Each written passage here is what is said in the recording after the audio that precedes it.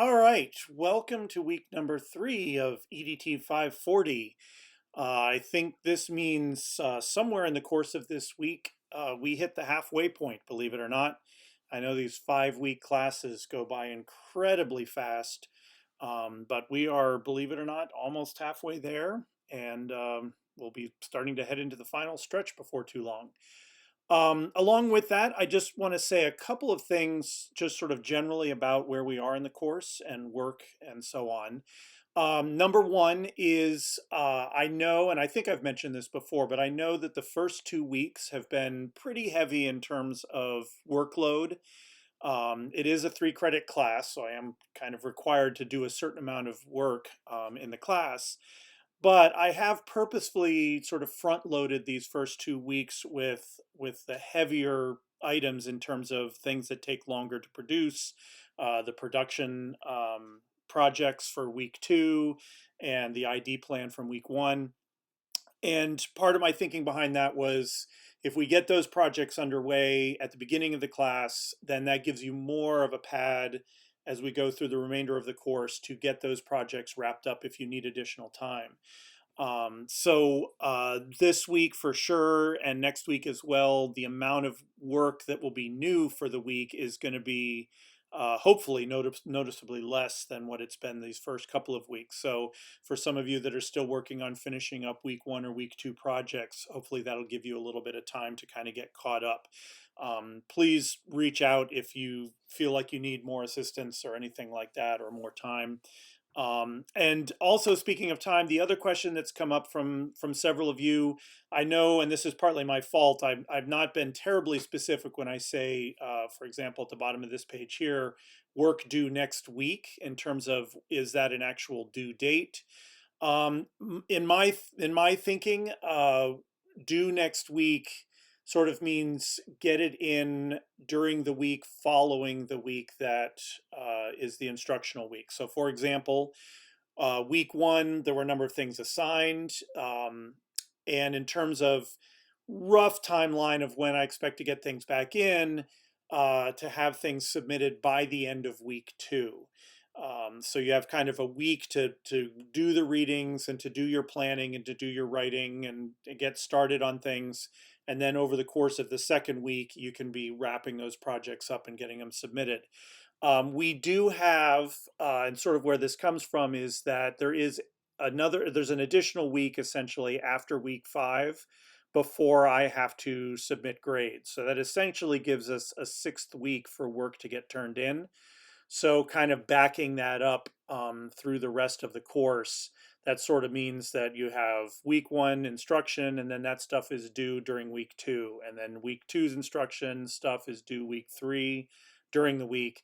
And then when we get to week 5, you have the following week to wrap up week 5's work and get that turned in. So hopefully that clarifies. I don't set a hard deadline date. This is an asynchronous class, so I want to give people as much leeway as they feel they need to get work done in the schedule that they have.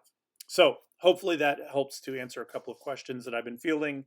And again, please reach out if you have additional questions. So in terms of this week, the topic for this week is assessment, and in particular, trying to look at assessment through the lens of technology, either when you're delivering an assessment, maybe in a classroom, but you're using technology to deliver the assessment, or the students are completing the activities they're being assessed on a computer or other technology.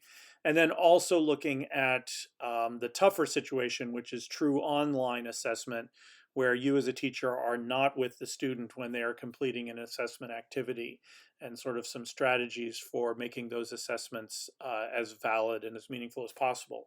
So we're going to look at this from a couple different standpoints. Hopefully by now this model is relatively familiar.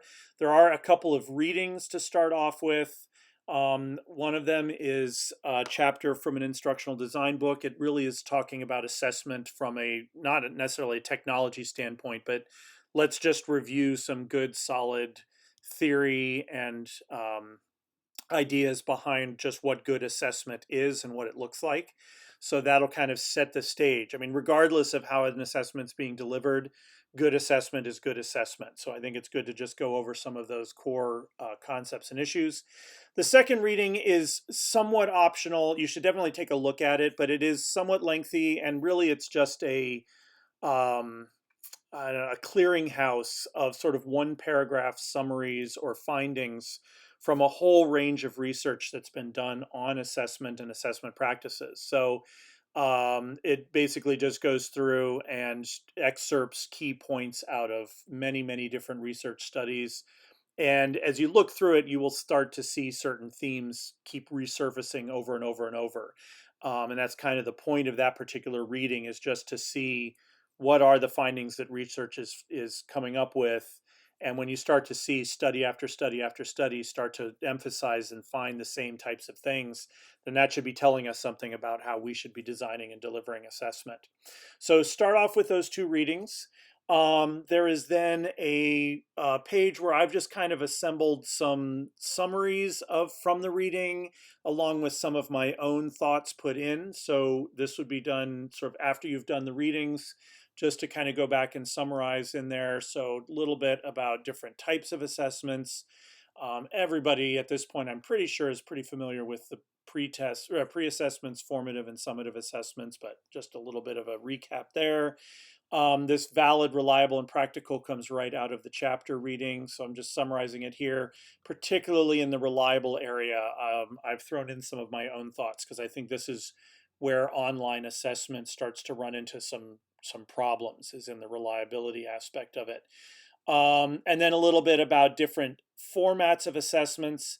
And for me, this really gets into what I keep reminding myself and everybody that I work with when it comes to doing assessments. And it's the reason that I use the word assessment everywhere in this week, as opposed to the word testing. Because I think the minute you say test, you immediately think of paper-based, pen and pencil types of tests. Assessment is such a broader category than that. And I think a lot of problems that we experience with testing and with assessment come from the fact that people are not creative enough when it comes to thinking about how they can assess things. Assessment is about learning what a student knows or how a student does at a particular skill or task. And that doesn't necessarily just mean asking them questions and having them answer the questions. There's lots of other ways and opportunities. And I think some of those ways, especially again, dealing with the particular challenges of online assessment, are maybe much more valid ways to get the results that you want. So maybe starting to think outside the little box, outside the box a little, not the little box, um, and to sort of open up your range of what assessments can look like. Um, so, and I'll talk a little bit about the assignment in a bit. So basically, two sort of chaptery readings, and then this summary page, just to kind of go over. In addition, then, as we've had each week, there's a discussion forum. This one is going to be a little bit different. It's going to be a one-thread forum, and I've actually already put the first post up. But I'm using this almost more like a glossary activity. So what I'm going to be asking each of you to do is to do a little research online, and to try to locate some online resource that addresses particularly the issue of online assessment or just assessment through the use of technology. It could be, from a particular company that maybe has software that does online testing. It could be more general, blog posts or things like that, or from other educational resources about, issues related to online testing or assessment. And I just want to use this forum as a way to sort of gather a bunch of different resources that everybody finds that relate to this topic. So I did a sample posting here. I posted a link to Moodle, which is a platform like Google Classroom or Schoology or one of those. And they have an article on their instructional pages that talks about assessment. Some of it's related just to Moodle, but other of it is more general and talking about some strategies for how to make tests more reliable and more cheat proof and so on. So there's some good information kind of buried there. So I just did a sample post here to give you an idea of what your post should look like. Just name your post with, some brief sort of overview name of what your resource is, and put your name in there as well, just so that we know who's posting which. You do not need to post replies in terms of posting back to other students' posts. Unless you see something that you really would like to respond to, then I'm certainly not going to stop you. But really, this week it's more about locating a resource and then just providing a quick summary of that resource and posting a link to what that resource is. You don't have to reply to other people's posts, but I do encourage people to check out everybody else's links. The idea is the more that you can read up on the challenges and the strategies and the tips, that'll just put more tools in your toolbox when it comes to you working on your own assessments. Again, particularly if they have to be technology based or online based. All right, so that's the discussion forum activity for this week. And then we get into the project itself. And this project is going to have a much smaller scope than the first 2 weeks did. It is going to be a document you're going to create, but the document is probably only going to be, I don't know, roughly 2 to 4 pages. And basically, what I'm going to ask you to do is take an existing assessment, something that you use already, and ideally something that is usually delivered without the use of technology, in person, in a classroom. So, to use a word that maybe shouldn't apply, but sort of a traditional test, a traditional assessment that you might give in a classroom. It should be summative, because I want us to be looking at those more high stakes sorts of situations with this project. But the things you're going to be doing will apply to formative and pre-testing as well. So you're gonna pick an assessment. If it's something that applies to the ID plan you did in week one, even better. But I know not everybody's ID plan or what you're working on may necessarily lend itself to an assessment that you already have in place. So in that case, just pick an assessment that you're familiar with or that you use. So in the first part of the document, you're going to describe what that assessment currently looks like. You don't have to actually give us give us the copy of the test, but just talk about what it is. What type of a test is it? What's the content it covers? What kind of questions or tasks are the students asked to do? How is it assessed, or how is it graded? That sort of a thing. And then before you move on, I want you to just take a moment just to analyze the assessment as it currently stands. Having done the readings this week and looking at all these resources, you might look at even the way that the test is done in its traditional format and decide that maybe there's some things you'd like to change or things you're not happy with or stuff like that. So not necessarily turning it into a different type of test in terms of how it's delivered, but just look at the test as it exists and see whether you would even right off the bat have any suggestions for improvement. Then part two is you're going to redesign that assessment as if it was being delivered through the use of technology in the classroom. So this is not asynchronous. You will still be there in the classroom with the students, but the assessment will either be being delivered through technology. So that could be like a Google quiz or something like that. Or conversely, whatever the product is the students have to return to you is done through technology. So if it's not a standard question and answer type of test, and maybe the students are having to produce something, they would be delivering what they are producing back to you via technology of some kind. So this is kind of taking the assessment one step into the world of technology and just thinking about how does that change maybe the type of assessment that it is, or the kinds of questions or the kind of tasks you're asking the students to do. You still want the assessment to focus on the same goals, the same outcomes as it did in its original form. But you may find that in order to keep it valid, to keep it relevant to the goals, you might need to make some changes to it. So that'll be, 2 to 4 paragraphs, something like that for that first redesign. And then your second redesign is going whole hog and turning it into a completely online assessment activity. I know that some of you, and well, many of us now with the last couple of years have had to work in the world of online assessment. So you might have a platform already in mind that you could use. But this is not so much about a specific technology, it's more about the theory behind how would you have to modify this assessment in order to keep it valid and keep it reliable, even if it is strictly online. I know for some of you who maybe work with really young kids, they typically don't tend to do work as much asynchronously. So you might have to just kind of use your imagination a bit and say, okay, I know these students would never do this test this way, but if they had to, then this is what I might do. So again, it's using everything that you read in the readings in our discussion forum.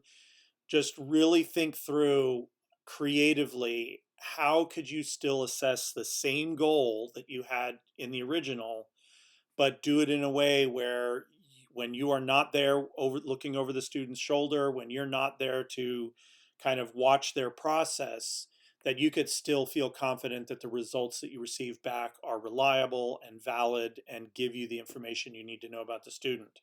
So, not to push anyone in any particular direction, but one thing you're definitely going to want to check out is probably more project based or more constructive types of activities. They tend to be a little bit more robust against cheating or any other sort of process that might invalidate the results of an online test. It's harder for a student to, look up uh, something that they have to like create a video performance of. Like you can't really copy that. You have to still engage with the material and create it your own way. So get creative is sort of the bottom line. Think outside the box. Keep the goals at the front of your thinking, and then just ask yourself, how can I get information about how well my students can do this particular thing? So that is the overview for the week. So kind of similar steps as the first 2 weeks. There's some reading, there's a discussion forum, there's a project you're going to do. But the discussion forum is cut back a little bit because you're not going to necessarily be expected to engage in the conversations with each other like we have the first couple of weeks. And the redesign project is on a much smaller scale. You're going to be creating a single document that is, 2 to 4 pages, maybe tops, where you're working on this assessment and then submitting that document to the Blackboard task. So hopefully less new work so that it'll give some of you a chance to feel like you can get back on top of the work from week 1 and week 2.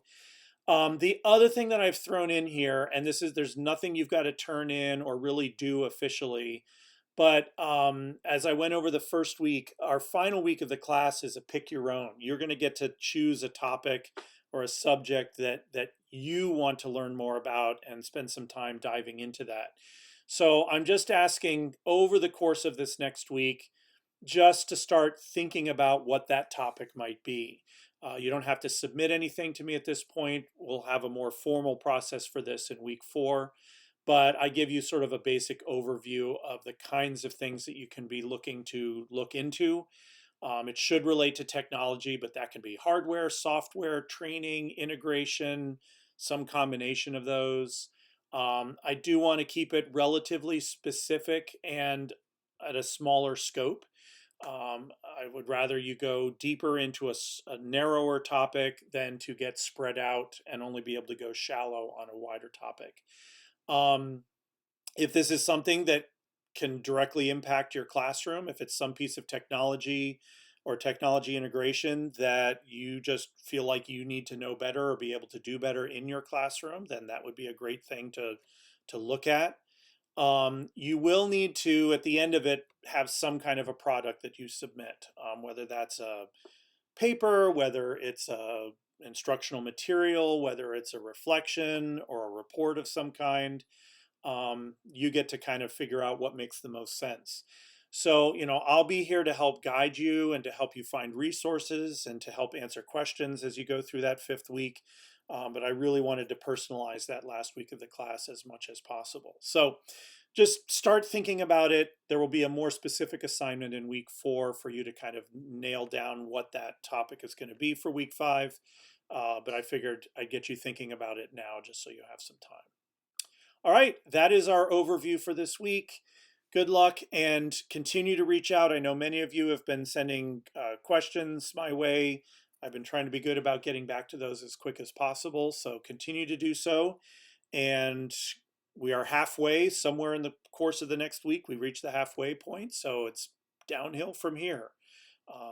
So that is all I've got for this week, and let me know if you've got any questions. Thanks.